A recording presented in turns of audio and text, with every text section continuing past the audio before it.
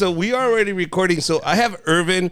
He is a marriage therapist. Yep. And you're here with your wife, and your wife is seeing this whole thing go down right now. I know. I'm trying not to get in trouble right now. Yeah, don't worry. You won't get in trouble. I think she'll be fine. So this is weird, bro. This is very unique because never in the history did I ever think that Latinos would get to this level. And you're Latino, right? Yep. All right. So that we actually talk about therapy and marriage. Antes, cállate, mija, no digas nada. Ay, así es tu marido. Ya, así son todos.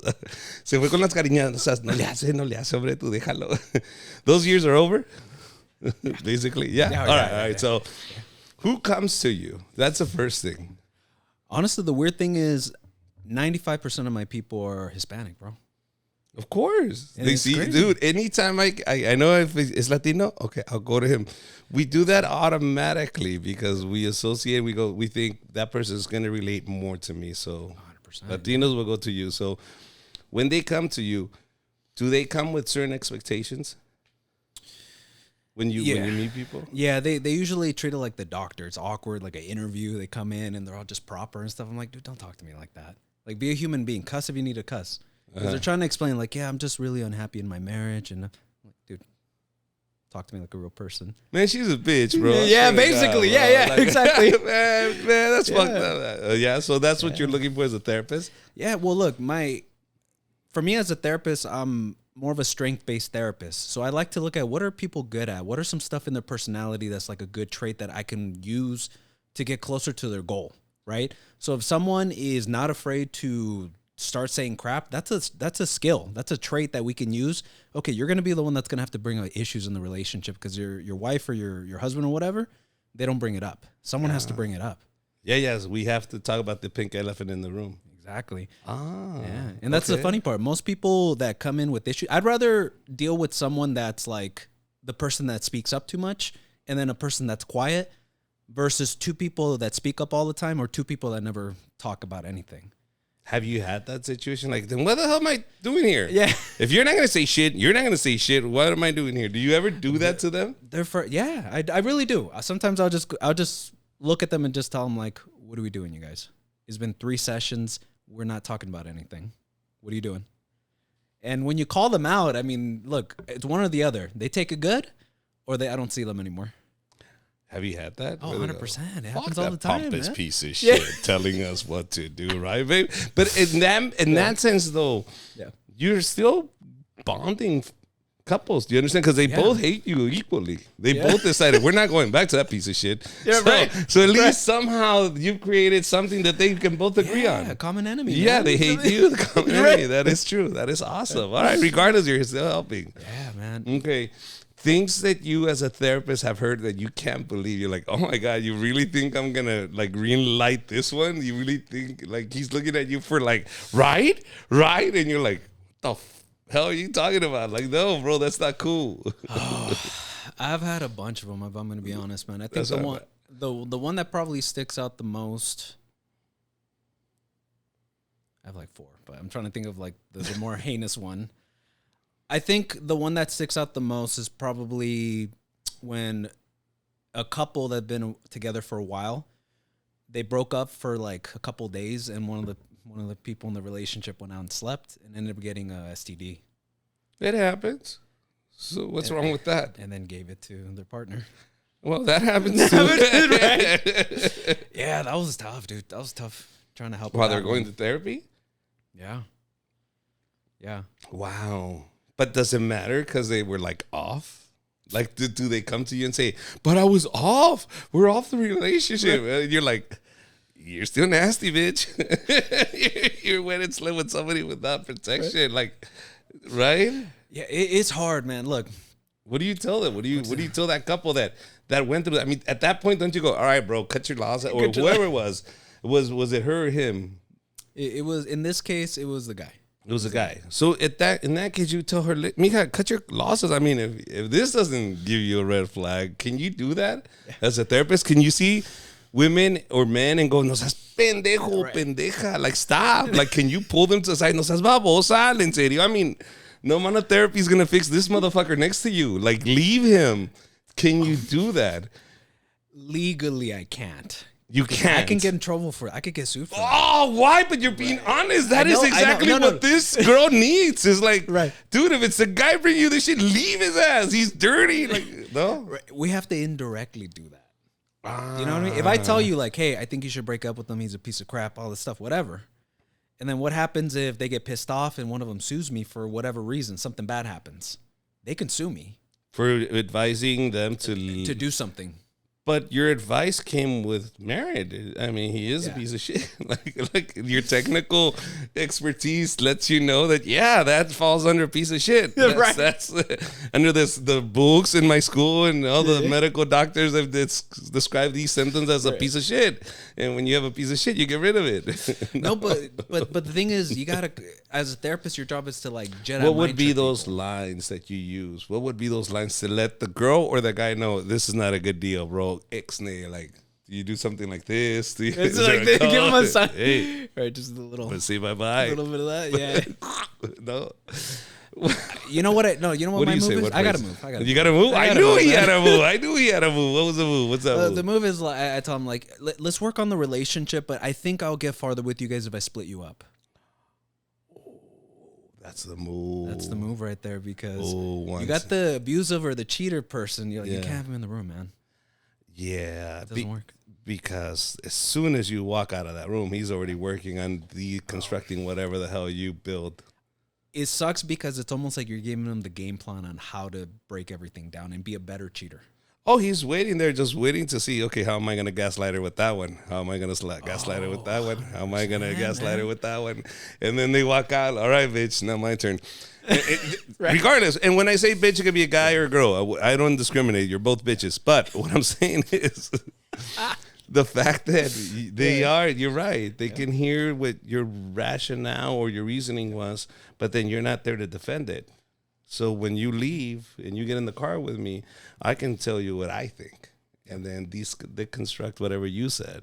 100%. And they do it all the time. This is not I hope no. It happens 100% of the time. And do you know this is going to happen before it happens when they walk into the room? Can you tell somebody's characteristics right away when they walk in? You go, yeah, that guy's going to gaslight her and he's going to do this and this and that. Or she's going to gaslight him and do this and that. 100%. One of the things I love to do is I just have people, what brings you here? And I need to have them talk and argue in front of me. That's the best part. Because you can't fix it. You can't see issues until you see them clash and the sparks start coming out. Now you start seeing what the issue is. Oh, she bends as soon as he speaks up. Or, oh, you know what? She's the domineering one in the relationship. He's too passive. You see it all the time. You can't fix anything unless you see them fight in front of you. A cheater, once a cheater, always a cheater. Is that true? Generally. Okay, tell me why generally. Generally because, here's the thing, man. Everyone deals with temptation in whatever regard. It could be drinking, it could be drugs, it could be cheating. I'm the type of I'm a little bit liberal in the sense when it comes to marriages is I don't care what happened. This guy could have cheated 100 times or she could have cheated 100 times. If you both made the decisions as adults, we want to make this work. That's all I know. That's all I need. And I will work on it.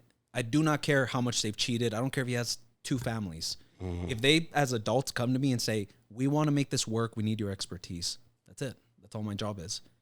And so with your question, if they decide that his issue is he can't have female friends because he just starts to go too far, he passes boundaries, that's your new rule in your relationship. If you want to make it work, I'm sorry, man, you're just the type of guy that can't have friends that are girls. And that was going to be my second. Because I had situations where I've talked to my wife, Rocio, and I said, I don't put myself in situations that I shouldn't put myself in. Like I was in Denver, Colorado doing the Denver Improv. Right. And all the fans that showed up, I mean, I'm talking about like 17 people in a party bus that came to my show, and they're like, Richard, come with us. I was like, oh, hell no. Like, there's a stripper pole in there. There's no way I'm going in. I'm a married man. If I go in there, I know what's going to happen. Nope. And I said, no. Yep. And I said, as a married man, you have to make conscious decisions to know if I go in there, I'm going to fuck up. Yep. I know I'm going to fuck up. I know why I'm going in there because I want to go fuck up, and I don't want to fuck up, so I'm not going to go in there. Right. Like, I think temptation is always there, but ultimately we just don't act on it. I think the more opportunities you get for temptation, the more opportunities that are presented to you in front of you, and I think that's what Chris Rock said. you're only as faithful as your options. Oh, 1,000%, man. Right. That's so smart. I mean, I always had a teacher in when I went to school to be a therapist. He always said, you know, if you keep going into a barbershop, don't be surprised if you come out with a haircut one day. Yeah. Right? Like you said, don't put yourself in situations where you're going to do something stupid. I always tell people, especially couples, because this happens all the time, right? Where, you know, a wife comes in, says, my husband has anger issues. He always rolls his eyes. He always gets mad. He always whatever, right? Fix him. Okay? We start working on it for him to calm himself down. And so he'll go something like, he gets pissed off because he hears something. He's like, okay, honey, and that pisses her off that he got mad. And I'm like, why are you getting mad at the fact that he's a human being? He just stopped himself from rolling his eyes and doing this stuff. I don't care what's in here. I care about your behavior. You know what I mean? So temptations, like you said, if you have an issue with women or drugs or whatever, as a mature person's not someone that doesn't have issues with this stuff. It's a person that makes the conscious effort to stay away from it. Okay. You said it perfect. I mean, dude, you joke around, but that was a mature move on your part. No, but to be honest with you, the reason is because I already got in that party bus Right. 8 years ago. Right. You understand? Like, Fair enough. It's not that Fair I enough. didn't live, and that was my next question. Right. Dude, like I got old. Babe, how old was I? How old were I when I got married to you? Like a 33, 34? 33, okay. By that point, dude, I was a comic already for 10, 12 years. Dude, I had TV shows. I did everything. Like, Right. by the time I got married, I was like, okay, I want to get married. Like, this is what I want. So you think that makes a difference? Because some people might say, he's a male whore. He did this. Yeah, motherfucker, but it's out of his system. It's not like you're going to show him something. Like that party bus doesn't intrigue me because I've been in a party bus. Right. I know what happens. I'm like, all right, I know how this is going to end. Yeah. So I know where everything is going now. I know why I'm being invited. I know this. I know that. I get it. I'm not stupid. I lived it already. But is that better to do as a person to get it out of your system? Does everybody need to get it out of their system? Or is it okay? It doesn't matter if you didn't live. Just if you guys met each other after high school, just get married and you guys will be fine. What do you suggest as a marriage counselor? You've seen them both, so I've seen every mix of everything you're talking about. Okay, good. So explain. Here's what I'll give you the simple answer. Everyone varies. Okay. I know it's not a sexy answer, but let me explain what I mean by that. There's some people that they don't need to make the mistake. They're just passive and chill. They're like, I'm good. I'm just gonna get married. I don't need to sleep around. It's just not in their system. In psychology, we teach something called the Big Ocean 5 personality, OCEAN, OCEAN. Each one stands for something, and one of them is openness. Openness. And that one has different quadrants, and one of them is adventurousness. People that are really high in adventurousness need to be doing these things. They're the type of people that I'm not going to learn unless I experience it first and mess up. There's some people that are super low in adventurousness. They don't need that. So everyone's very different. So for your example, you're probably much higher than adventurousness than, say, me, for example. I didn't need that. But it's just everyone's different. That is true, bro. I kind of look and go, hey, bro, don't go over there. You're going to get in trouble. Where? I'm that guy. But I've done it. But also because I've also learned from burning yourself in the stove. Yep. I've learned, I know what this is going to be. So... So I get it. I've learned from experience and go, no, don't do that. That's going to burn. That's going to burn. So I get it. Okay, I see that. I see adventurous. As a relationship, do you think it should be 50-50 between couples? Married, man and woman, for example, me and my wife, do you think we should always think of 50-50 as a relationship, as a marriage? Should be 50-50? To an extent, I find the couples that are the most successful are the ones that can sit down and communicate, what are we going to do? For me, my favorite word in therapy is be practical. Above everything else, be practical for your situation. So let's say, for example, you love to cook, you love to clean. Well, then why don't you take those roles then? Who cares about gender role? Just do whatever's most efficient or practical in your situation. What if she just happens to earn more money than you? It just is what it is. Okay, that's an ideal situation. Yeah, okay, yeah. But it doesn't work that way. No, definitely not. Okay, there you go. So you can say practical all you want, and she go, I don't give a fuck. She goes, I don't give a fuck what your practical shit is. Yeah. I want it to be me. Oh, yeah, 100%. Okay, so 100%.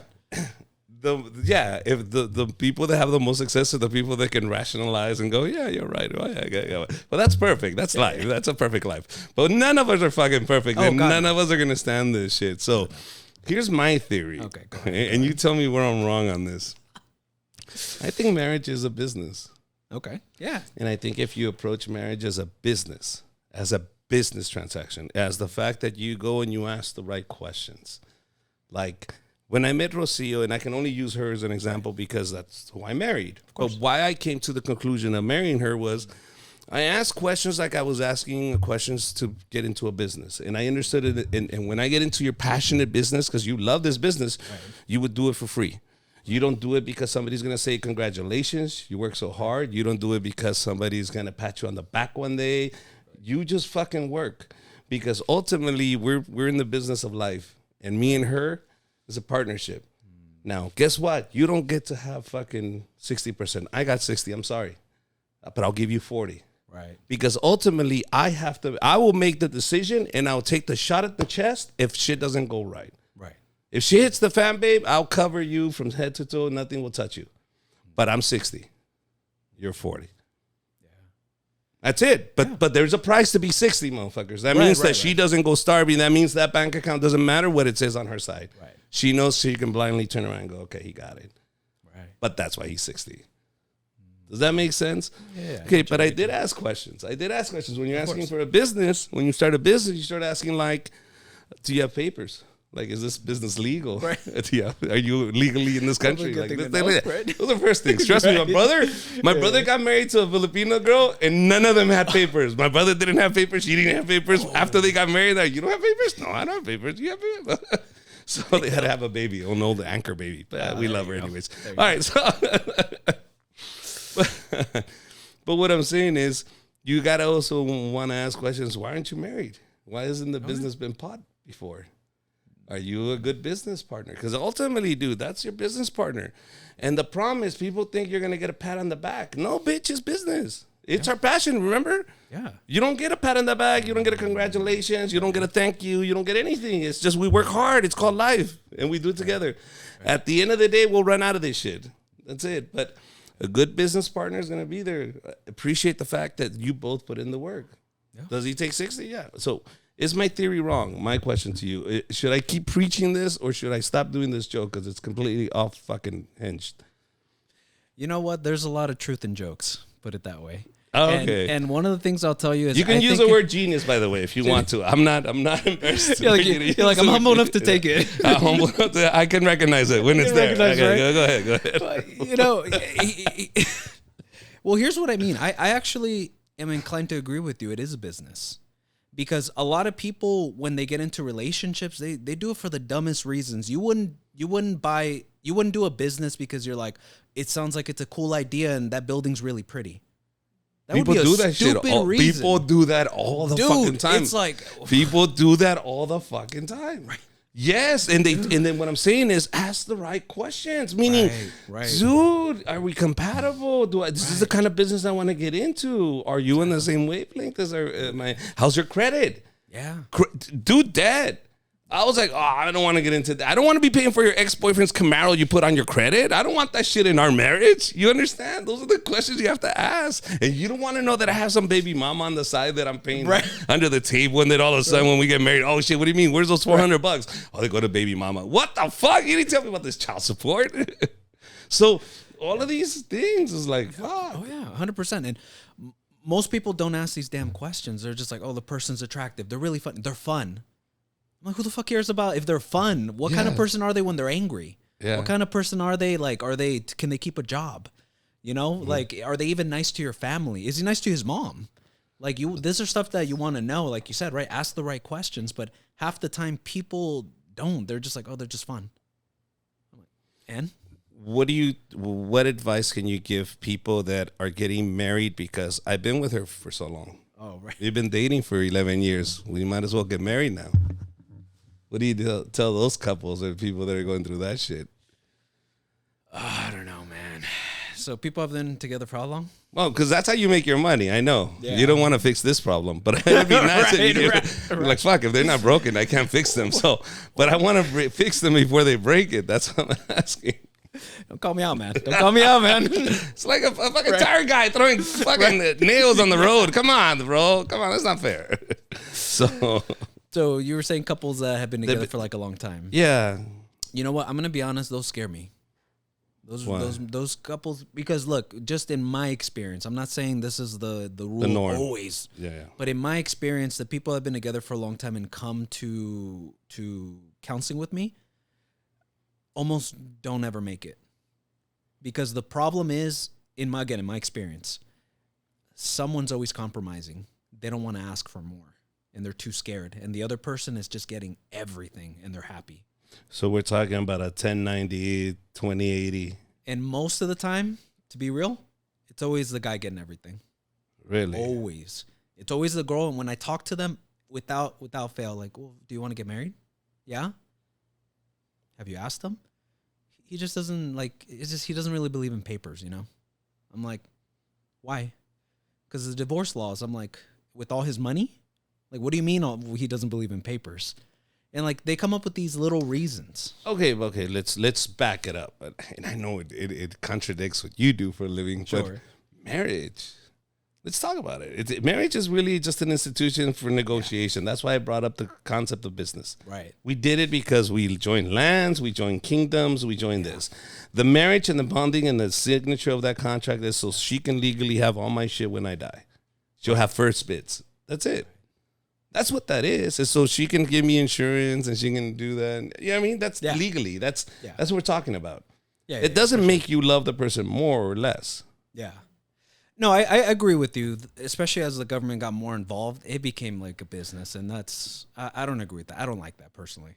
But here's one thing I will tell you: without fail, those couples that have been together for a while and then they marry, then become very unhappy quickly. And why? I'll tell you why, because I see it. The expectations you have of a boyfriend are extremely different than expectations you have for a husband. Very different. And they've been together for so long as boyfriend, girlfriend that when they make the switch, they become very unhappy. Now, again, this isn't like an ironclad rule. It happens all the time, but it just happens. You just have different expectations. Okay. So what you just said right now, the expectations that your significant other has of you is the boyfriend expectations, right? Because you've been together for 10 years and that's who you should be, right? Yeah. Okay, very good. When I met my wife, Rocio, I told her we're going to live together for a year because I need you to understand what kind of life I live. And then after you live with me for 1 year, I get to know who you are and you get to know who I am. And then when we're done with this year, I promise you, you'll be young enough. You can find somebody else. I'll let you go. But I need 1 year for you to really know who I am and for me to really know who you are. And she was like, nope, my dad's going to say no. I'm not going to live with you without getting married. I was like, well, I'm not getting married until we live together. And I promise you, I'll let you go in 1 year. I'll give you an answer in 1 year. That's more than any other guy can promise you. If somebody, we were already dating, by the way. It wasn't like it was 1 year and that's it. I met her. Right. It was like, look, bitch, 1 year. I don't know you. Right. No, but we were in a relationship. I said, move in with me. So we did. And then and she went to her dad and says, Dad, what do you think what Richard's saying? He's like, yeah, you need to know what the fuck you're getting into. Like, before you marry this guy, you should live 1 year. And we got criticized. Her friends criticized her and told her, hey, why are you living with this guy? That's not going to... Right. I said, look, I'd rather not fuck around, man. I'm 33, 32 years old. I want a wife. Like, I already knew I wanted a wife, but I didn't want to get the wrong wife. I already did that once. Right. And it was that the expectations were not met. So in 1 year, I knew what kind of person she was. At least I had an idea. Then I found out later, but we'll get into that later. But in that year... Dude, like, we got to know each other. I said, are you still willing to get married? She's like, yeah, let's do it. The best decision I made is live together first and find out what kind of person you are. Well, I'll be honest, man. That sounds like the way you went about it was long-term planning. I think that's the reason it worked so much. You had a goal in mind.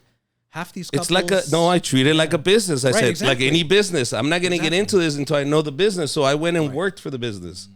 See, that first year was just work. She's like putting in work, learning the business. How does it work? How do I move the levers? What kind of what ticks her off? What doesn't tick her off? How does the fucking business work?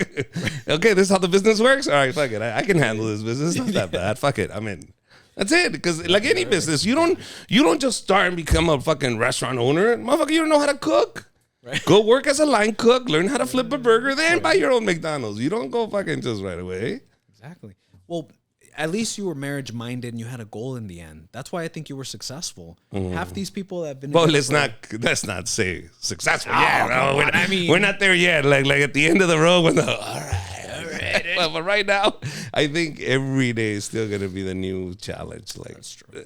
That's what a therapist would say. That's what a therapist. That's fair. But these other couples though, they don't have like they don't have a goal in mind. They're just living together because it's just convenient. And that's it. Oh, well, explain that. Because what do you mean? Here's what I see, my perspective. I see that the guy does not want to get overly involved and attached, even if he has a kid, because he wants to feel like there's always a door to get out. Because I've talked to them. Why do they need to have that feeling to get out, or the option to get out? From a psychology perspective, they have attachment issues. With mommy? With parents, usually mom, but attachment issues. Really? Yep. That's why in psychology we teach about 4 different types of attachments, right? The main ones I'll tell you is like the secure attachment, which is you're good, right? If mom leaves, you'll cry, you get sad, and then you come back and she picks you up and then you stop crying because you feel good. You're secure. Some people have an avoidant attachment and others people have like this reactive type attachment where mom leaves, the baby cries, and then mom comes back. The baby's still crying. Mom picks the baby up and calms it down, and the baby starts pushing the mom away, right? And then so mom puts him down, and he cries even worse. He still wants mom, but even when she's there, he's still very upset about it. These are the people that could start to, like, when they get older, they have these weird attachment issues with other people where leave me alone, but I don't want to be alone either. Wow. That's really screwed up in the head, bro. That's very confusing in the head. Like, why do I don't want her here, but I want her to be right there? Yeah, some people have that though.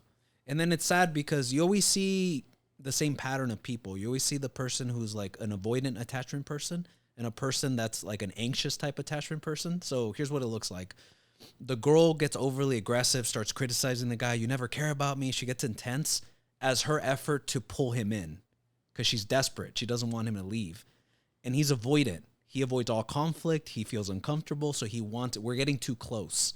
And so he starts to pull away. And they do this dance nonstop. These are a lot of the couples that come in. Oh, wow. You always have this intense person and then this very passive person that just kind of wants to get away. Can you judge people just on meeting them? Go, that's the kind of person this guy is. That's the kind of person she is. Yeah, because you just see the pattern. You see the pattern, and it's very evident in front of you. Can you tell what kind of person I am? If I went to your therapy session, you would go, okay, I know who this guy is. I probably could. Honestly, I think within 2 to 3 sessions, I'll have a good idea. Yeah. After the first session, I have like an idea, like kind of pointing a direction, and then 2 more sessions to kind of get a better one. So what would be me? Like if I came and I was doing the session, what would I be? Honestly, look, this is our, I would say. Off the record, don't worry about it. I'm putting this out anyways. I don't care how mean you are. I just want to know. No. I'll be honest. I don't think I've seen enough of your behavior, but I'll tell you this: the night is young.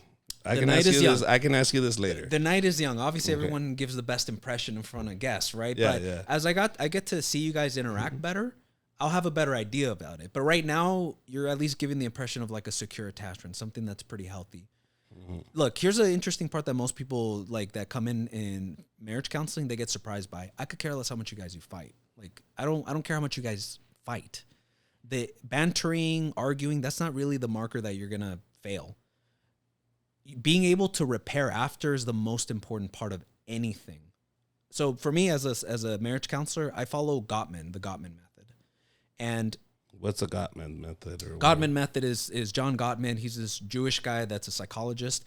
And so I like him because he came up with the theory by seeing people in action. He didn't come up with the theory and then try to do an experiment. He did the experiment and saw what the hell am I seeing? And so for 30 years, him and his wife in a university had this fake apartment, and they'd have couples come in all the time. They'd videotape them. They had sweat monitors, heart monitor, everything you could measure on a human being, they had it. And for 30 years, they observed people. And so they basically found a couple of things in watching people. The couples that were the most successful in a long-term marriage, and mind you, they had people that were dating when they were teenagers, and by the end of it, they were in their 50s with grandchildren. So they followed people for a while. 30 years. 30 years, right? And so what they found was the couples that were the most successful were couples that did a couple things. But number one is their repairability was the best, meaning they had a fight, they got mad, whatever, and then they came back and they repaired it after. They apologized, they repaired. It wasn't the best communicators that did good. It was the people with the best repair.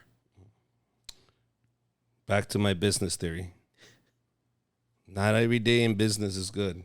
No. You have bad business days. You had bad investments. You had bad fucking days. No sales. It was low today. It happens. Right. Like any business. Okay, how do I fix it? How do we change this? Right. That's it. That's the mentality. Fuck the fuck. Okay, cool. Guess what? I'm not going to sell the business. This is all I got. Like, this is my business. Like, do you understand? Like, it's different if you treat your marriage like your business, like your identity. We associate ourselves and we identify ourselves with what we do for a living.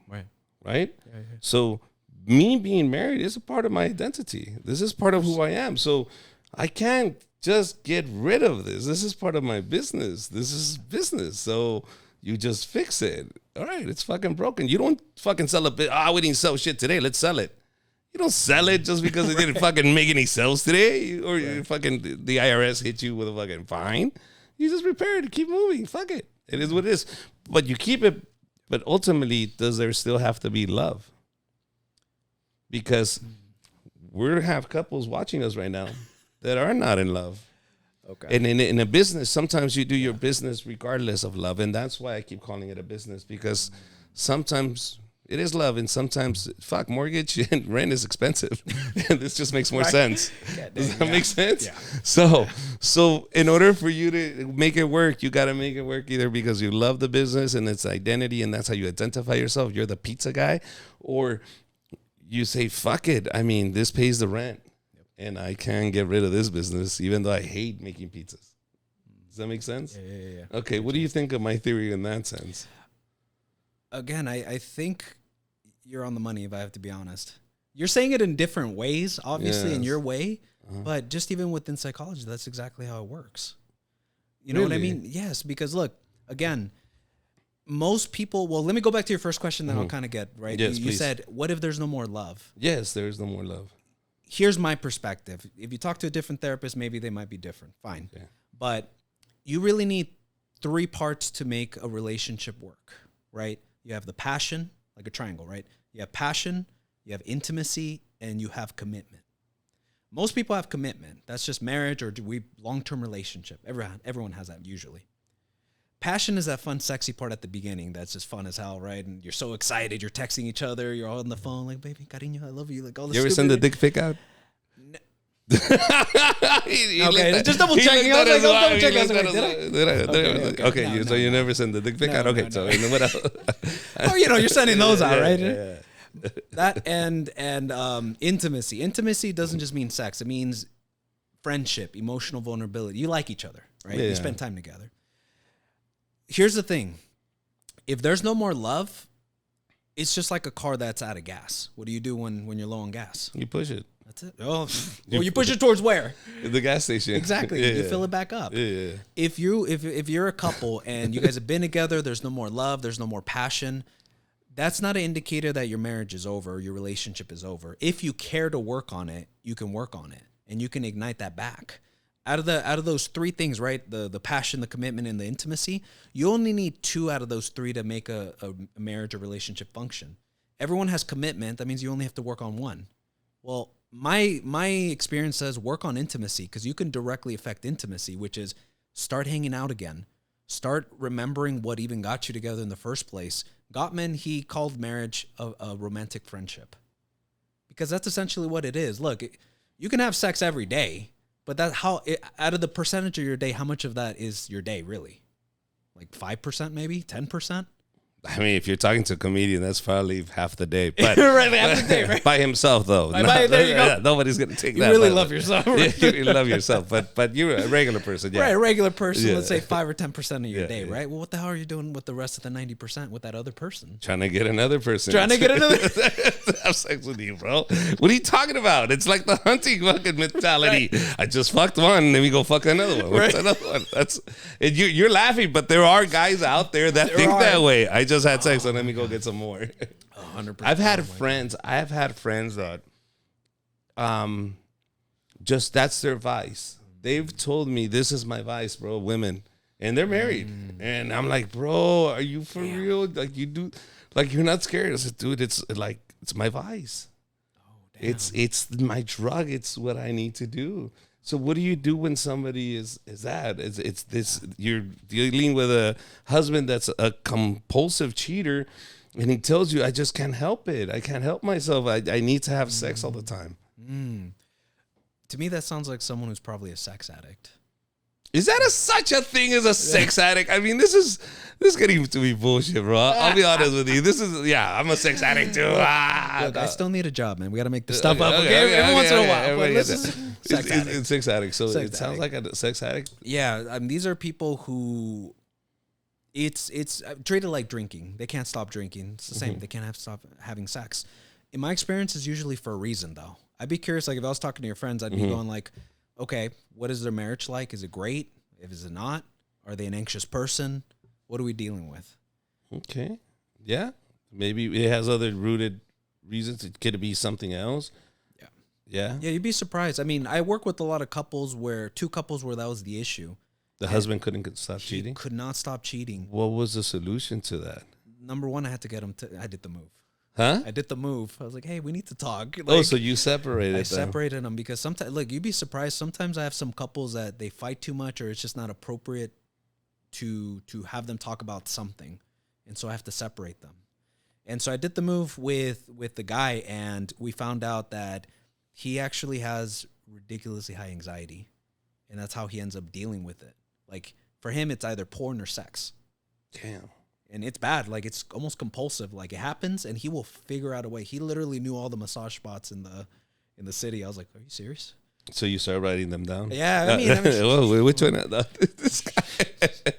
Don't call me out, man. Don't go. I have a punch card here. Use I it. know. It's like I can send you the PDF.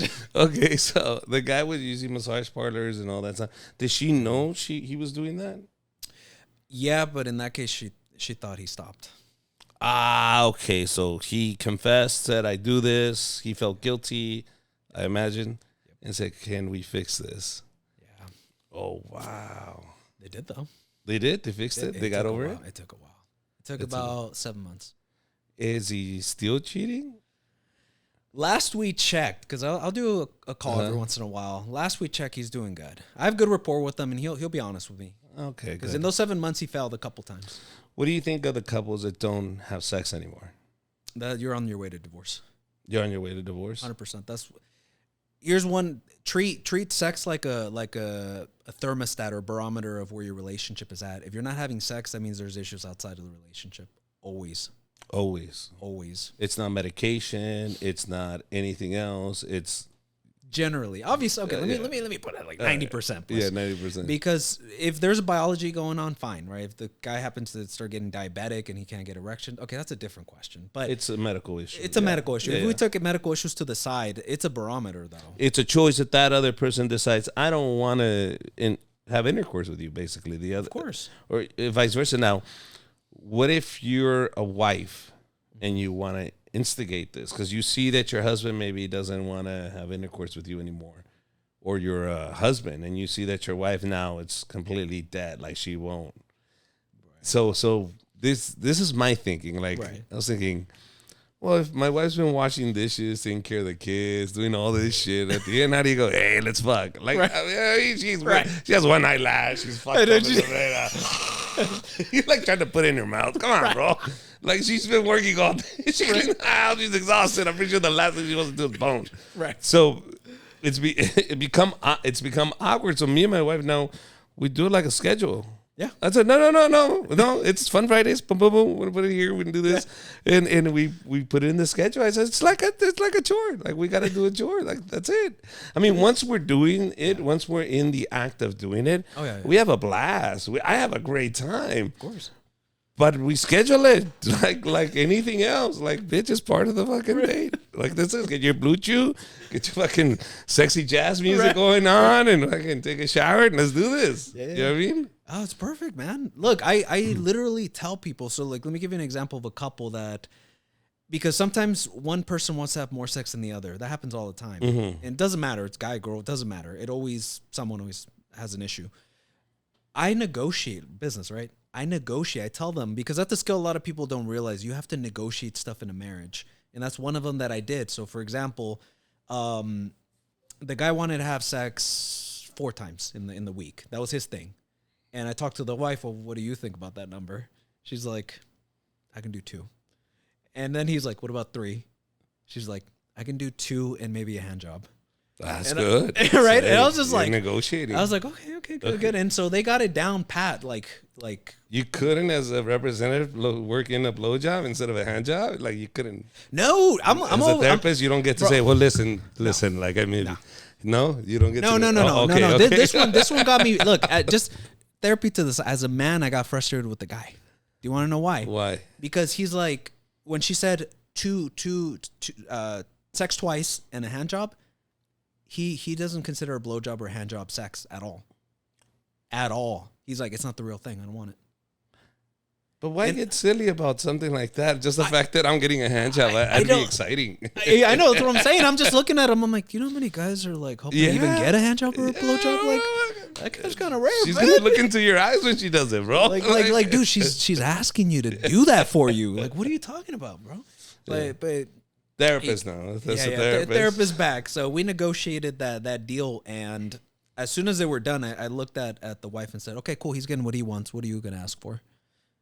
And she's like, what? I can ask for something? I'm like, well, he's asking you for sex, and he even said, I want you to be excited about the sex. I don't want to just have sex with like someone that doesn't, want to be there. Can I second that? Yeah. Like listen, nobody wants to do sex to this. Right. Like regardless, man or male, it doesn't matter. Shake it a little, move it. I don't care. Shake it. Honestly, like it's a man or a woman, it doesn't matter. I don't care either side. They would feel like shit. Like really? Right. Like God, should I leave the money on the counter? What the fuck? Like, so I said, what's it gonna take for you to be enthusiastic? And she said, I need at least 1 date a week. That's what she negotiated. She's like, let's go on a date. And I told her, what do you mean by a date? Because he needs to understand. We're men. We're stupid. What do you mean by a date? Yes. And so she said, going out to the park for an hour is a date in my eyes. Going to Victoria Gardens to walk around, that's a date. So she defined it. So we agreed on it as a business transaction. Like, that's what he wants. That's what she wants. They agreed on it. 3 weeks later, they come back and they tell me, we've never been happier. Because they're both getting their cup filled. He's getting what he wants, which is sex, and she's getting what she wants, which is quality time. It's simple. Don't complicate it. Guys, it's not that hard. If your wife's asking for that and you're getting hand jobs, fuck that. I know. It's just, it's like, you're going to get okay, let's go for a walk. But when we get home, I get a hand job, right? like, bro, that's fuck let's go for a walk. When? Dude, I like them too, but dude, that weirded me out a little bit. I'm like, how she no, you know what? I like what? Can you cash it in when you're driving? Yeah, hey, bro, like right now. right now. What do you like? Do you negotiate a hand job? Yeah, just throw it in there. Dude, it was okay. I didn't think it was weird, but it was just more like as a guy, I guess I was like, why is that like you don't count that? Why?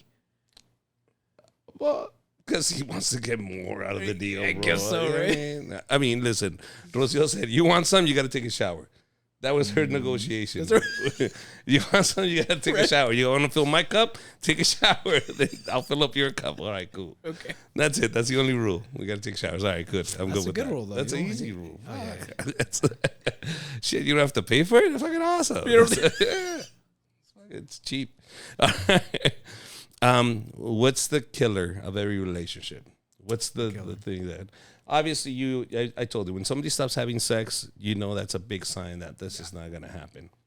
Yeah. So Do you agree with me that you have to not only negotiate, because I don't think couples can really sit down themselves and have this type of negotiation. oh God, no. They're never going to have this. So, and I'm being upfront. It's not like we didn't face this problem because you get so caught up with kids, life, schedules, stress, and you forget to ask or know how to ask for sex as a couple. Yeah. You don't know how to tell the other person, hey, I want to fuck. like you don't. Right. And you even feel guilty to ask because it's the response will be, dude, really? I'm super tired. Like my head hurts. And you're like, wow, when you get the head hurts, oh fuck, I'm an animal. What a monster am I? What a monster. What the fuck? How dare I? No, we do. As men, we kind of feel like fucking monsters. So what I try to do, me and my wife, we're like, fuck it, I'm gonna put a red light. I'll leave it up to you. Like we have a light in my bedroom. Yeah, for sure. So I tell her, because what was happening with us is this: I was working so much and I was getting home so late. Because the show's over at 12. I don't get home till 1:30. By the time I get home, she was asleep. What, do I wake her up? Hey, let's fuck. Right. Like, no, dude, she's asleep. She has to work the next day. So I can't do that. Yeah. So I was like, fuck. And then it got to a point where, like, she was like, I want to fuck. I was like, well, I don't know if you do because you're asleep when I get home. Right. So I told her, how about this? How about I put a red light? And if I come home at night, and the red light is on, that means you're it. So I'm going to go take a shower, and I know this is happening. But you got to turn on the red light, and you let me know. That's how we know. And that's what we do. We have a red light. She'll turn it on. All right, it's sexy time. So when I come home from fucking working, I see the red light. Oh, shit, she hears the shower. Oh, shit's happening. But we had to figure it out because I did feel guilty just waking her up and going, let's do it. And she's like, oh, dude, I'm asleep. Damn, is that the engineering logical side of you? I get no, it's a business side. It's like like any store. You hit the open sign, right? That's all I'm saying. It's got back to business. Dude, goddamn, I'm gonna steal some ideas here, bro, because that's a good one though. I actually like that. That's good because you do feel guilty as a person. You go, dude, sure. Like I'm fresh. Like I just got home from outside, so I'm ready to go. But right. She's like, no, she's asleep. It's 12:30. Shit. All right, but the light is on. Fuck it. She said to wake her up.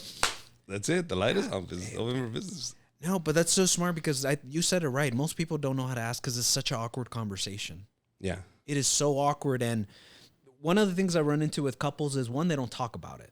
And then number two, one of them is almost always more adventurous than the other one. They want to do stuff. It could be oral sex, anal sex, all kinds of different stuff, right? And the other one is they're too timid to ask the other person because they're embarrassed. Like that's what happened with the couple that I'm telling you, the blowjob, he didn't count him. Mm-hmm. She was adventurous. She wanted to do stuff. Mm-hmm. And he was a little bit more like he wasn't quite like that. Really? Yeah. And so that's where I get it. Was it butt play? Is that why he was upset? He's like, nah.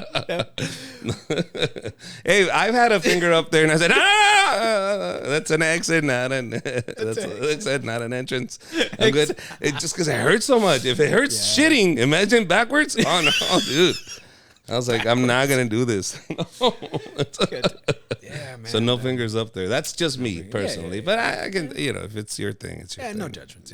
No judgments here, but yeah.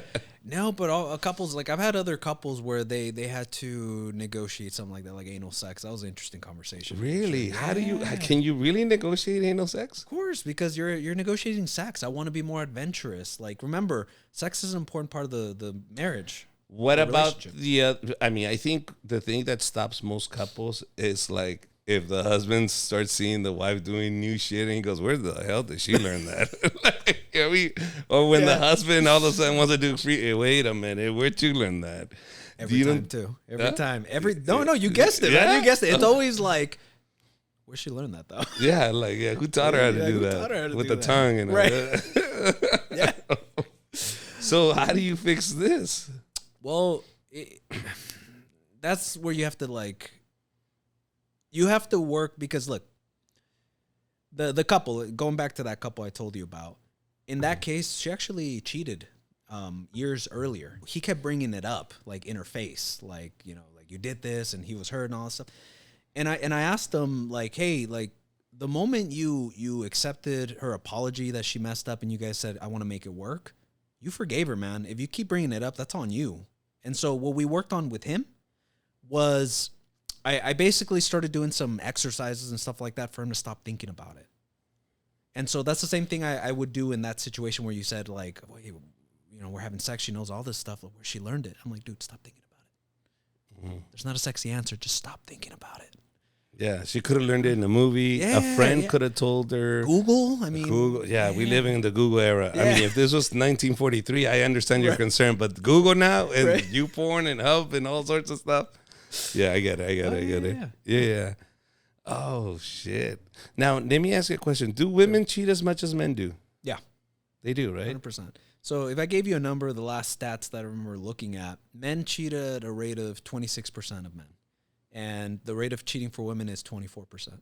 So women cheat more than men do? No, it's the other way. Men still cheat more, but women are at 24% while guys are at 26%. Oh, at 26, I thought you said 20%. No, it's at 26. Yeah, 26. So like 2%. Yeah, about 2%. But then my question is, what about those 2%? Who are they cheating with? Yeah, right. That means they're cheating with each other. Yeah, that is true. Yeah, right? Yeah. You got caught for loss. Right, exactly. But no, women cheat about at the same rate. At the same rate as men, right? 100%. Yeah. See, that's what I was talking to my wife about the other day. I said, I think women cheat as much as men do. I just think women are just more discreet about it. They're way better at it. They're really good liars. Very good liars. Like like assassins, bro. Like they look in your face, they kiss you in the mouth. What were you doing with that mouth earlier? Like, dude, and this just comes from women that I've talked to. They told me, oh yeah, dude, he doesn't know. I'm like, what the fuck, dude? These are comics. Like these are, dude. Like a comedic friend of mine tells me her mom, she's in like late 50s, and her main squeeze shows up because she had a stroke. So they're draining her brain because she had a stroke, and the main guy's there, and then she does a signal to the sister.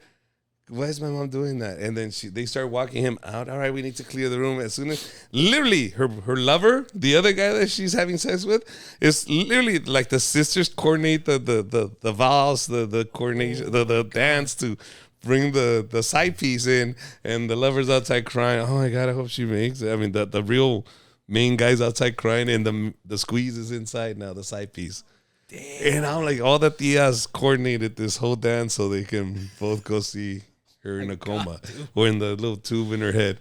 I was like, wow, dude, really? At 50 something? Yeah, yep. My mom's still doing it. He says, my grandma cheated on my grandpa, and the reason my grandfather is dead is because the guy she was sleeping with from Juarez came over the border and shot my grandfather.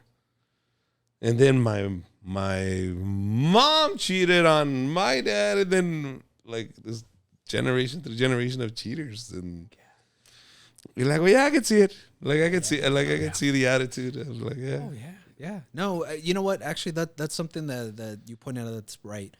A lot of the people that cheat, they saw it somewhere. Yeah, almost always, and it was accepted. Okay, 100%. And 100%. That's what I'm saying. Like, dude, like yeah, a few things. Like, for example, the embarrassment, I think, the shame of all of this is gone now. Like, one of the things that I tell Rocio, you don't have to worry about me cheating. Because if I cheat on you, the girl I'm cheating on you with is going to post it on Facebook. And she's going to do it for cloud. And she's going to fucking tell the whole world. Like, don't worry, I'm not going anywhere. Like, I don't touch. No, get the fuck out. Girls. Yeah, girls.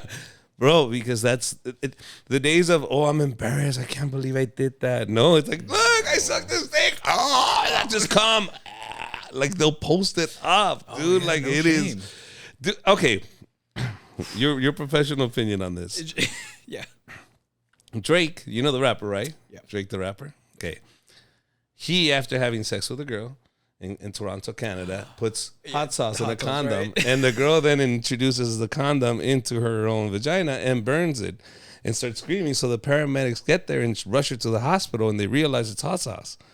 So then she sues Drake for medical expenses and the ointment and the transportation of the ambulance and all that because she burned her vagina. Because Drake put the hot sauce in the condom. Yeah.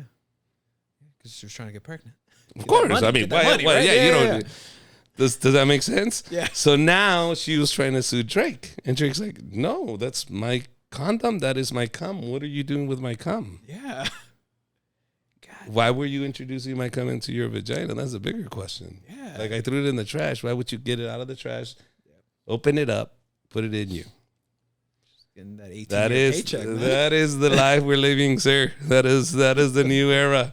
So in the state of California, if you are having sex with a woman, it's consensual sex, and in the middle of it, I take off my condom and I finish inside of you. That is rape. Crap. Do you understand? You are going to jail if you do that. If you're a woman, if you grab my condom out of the trash can and you put it up your privates, should you go to jail? Yeah. Yeah. Can I consider that rape? Oh, yeah. Because you made a law in California that says if I take off my condom and I finish inside of her, that's rape. Yeah. Can I now make a law that says if you do that to my condom, I will then call it rape? Chew on that. Like, come on. Let's work on it. Assembly people? Anybody? Representatives of Fontana, please. Go to Sacramento. Please, let's work on a law that prevents women from getting condoms out of the trash can and getting people pregnant. I have a vasectomy, so it doesn't matter. You can grab as many condoms as you want. Go for it. You can knock yourself out. All you can do is burn your vagina. And I do it just for fun.